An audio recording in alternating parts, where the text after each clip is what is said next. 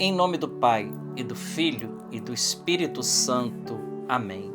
Evangelho de Jesus Cristo segundo São Lucas. Glória a vós, Senhor.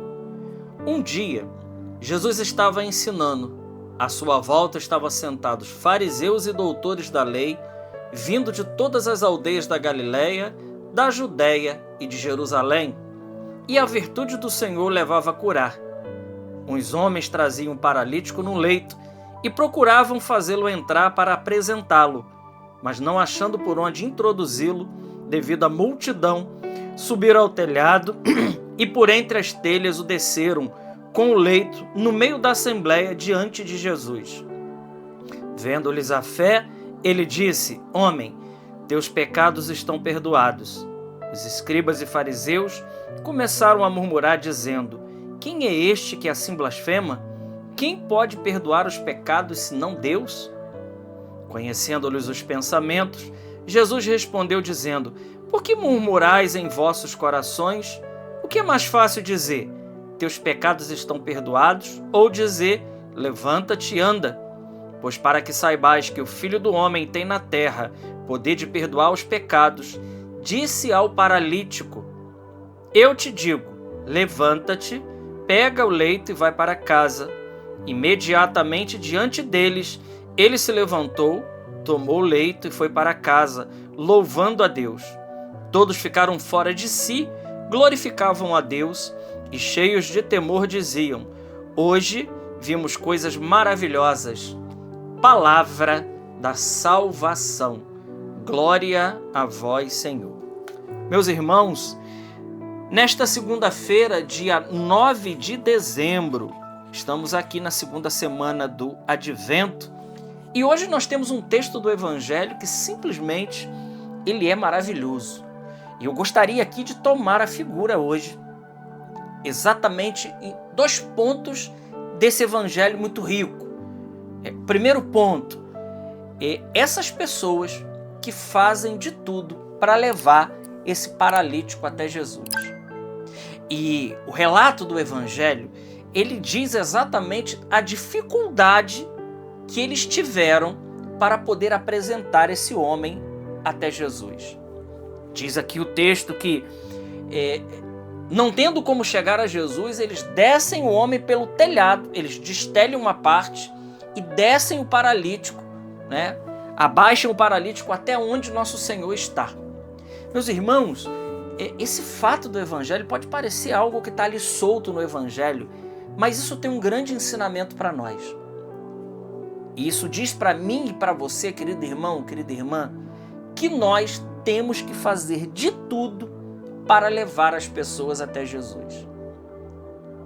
A gente vê que muitas pessoas, às vezes, traz as pessoas para si. Não, nós temos a função e a obrigação de levar as pessoas a nosso Senhor.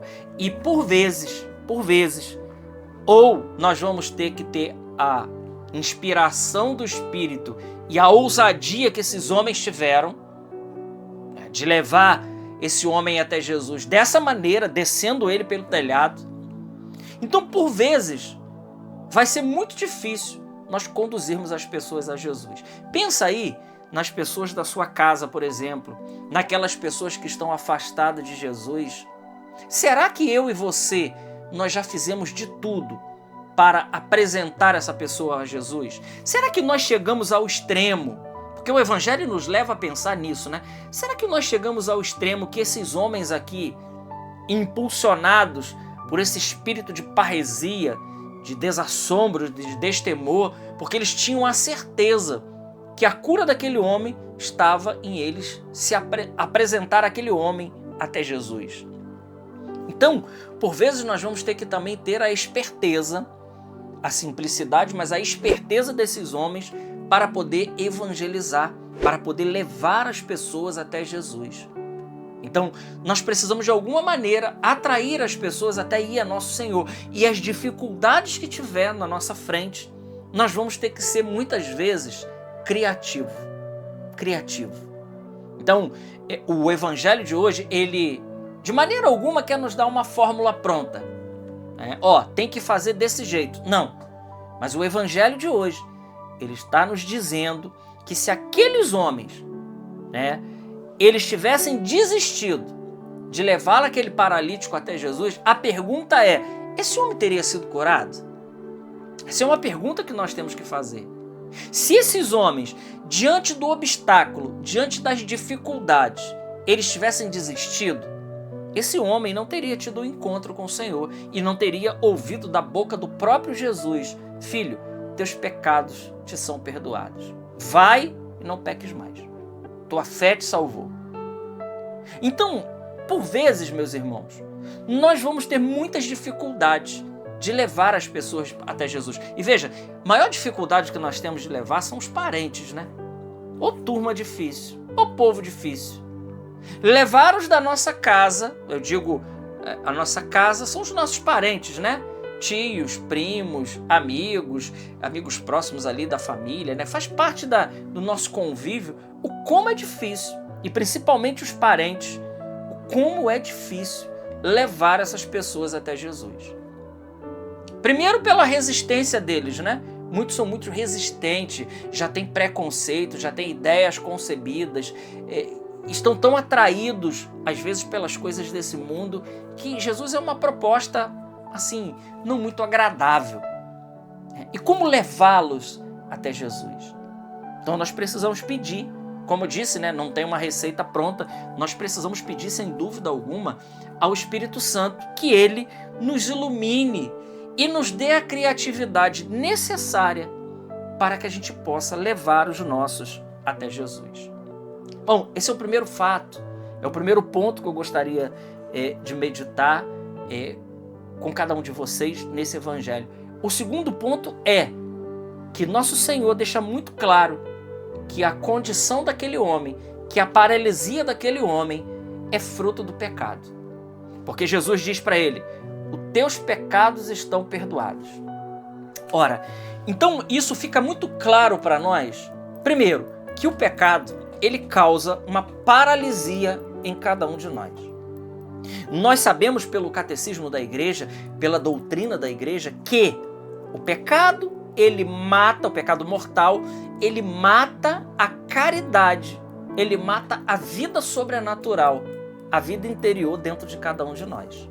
Isso a doutrina da igreja nos ensina o que o pecado faz. É claro que tem muitas outras consequências derivadas do pecado mortal, mas a primeira coisa que ele faz é matar a caridade. Ora, se o pecado venial, ele enfraquece a caridade, o pecado mortal, ele mata, ele rompe, ele extermina a vida sobrenatural de dentro de nós.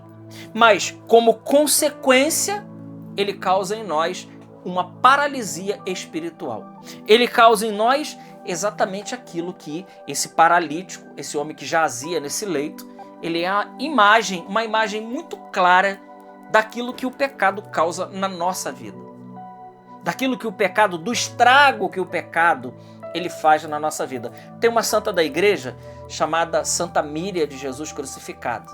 Ela tinha a graça dada por Deus de constatar em pessoas, aquelas pessoas que estavam em pecado mortal. Então ela sabia quem estava em pecado mortal, porque Deus deu a ela um dom especial de sentir o cheiro, aliás, o mau cheiro do pecado. Então quando ela olhava uma alma que estava em pecado mortal, ela sentia um cheiro, e esse cheiro, segundo a santa descreve, uma santa mística, era um cheiro de enxofre insuportável. Então imagina se nós tivéssemos a capacidade, por exemplo, quando nós estamos na confissão e nós confessamos os nossos pecados, de ver aquilo que está acontecendo no mundo espiritual. É porque nós não vemos, nós não temos essa clareza de ver, mas se nós vermos como está o estado da nossa alma, então nós ficaríamos assustados, de pavor que fica a nossa alma diante de um estado do pecado mortal. E Jesus então está nos ensinando nesse evangelho que o pecado simplesmente ele nos adoece, e inclusive fisicamente, também, porque em última instância todo pecado, toda doença, ela é consequência do pecado original, porque nós não fomos criados para ficar doentes. A doença, ela é consequência, é o resultado, é as consequências do pecado mortal, original, que já foi perdoado, mas ficou aí as consequências. Os dons preternaturais de não sofrer, não sentir dor, ciência infusa, nós perdemos tudo isso, os dons do paraíso terrestre, perdemos isso. Então ficou as consequências. Então, o pecado, ele faz isso conosco. Quando Jesus olha para aquele paralítico, e ele é questionado. Então, o que é mais fácil dizer? Teus pecados são perdoados? Ou pegar e dizer, levanta-te e anda? E ele diz, para que vocês saibam que o Filho do Homem tem o poder de perdoar pecados, eu te digo, pega a tua cama, levanta-te e vai embora. Então, primeira coisa é isso, né? Nós precisamos fazer de tudo. De tudo e contar com a criatividade do Espírito Santo para levar as pessoas da nossa família, da nossa casa até Jesus.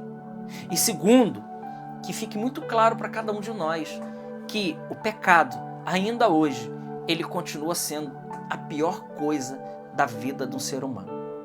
A pior coisa. Se tem algo de muito mal, de muito ruim que pode acontecer com a nossa vida, não é a morte, não é o acidente, não é nada disso. A pior coisa que pode acontecer com a gente é estar em estado de pecado mortal, ter a vida de Deus privada da nossa alma. E se por acaso nós morremos nesse estado, aí a nossa alma já vai ter clareza de tudo. Nós vamos ver a consequência disso. Que Deus nos livre, dessa realidade, dessa paralisia que o pecado causa na nossa vida. Vamos pedir ao Senhor hoje, então, estamos aí no tempo do Advento, nos preparando para o Natal do Senhor e queremos nos preparar bem. Peçamos ao Senhor que Ele nos dê a graça, de ser ousados em levar as pessoas até Jesus e também termos a capacidade de reconhecer que o maior mal do ser humano é, sem dúvida alguma, o pecado. Glória ao Pai, ao Filho e ao Espírito Santo, como era no princípio, agora e sempre. Amém. Salve Maria Imaculada.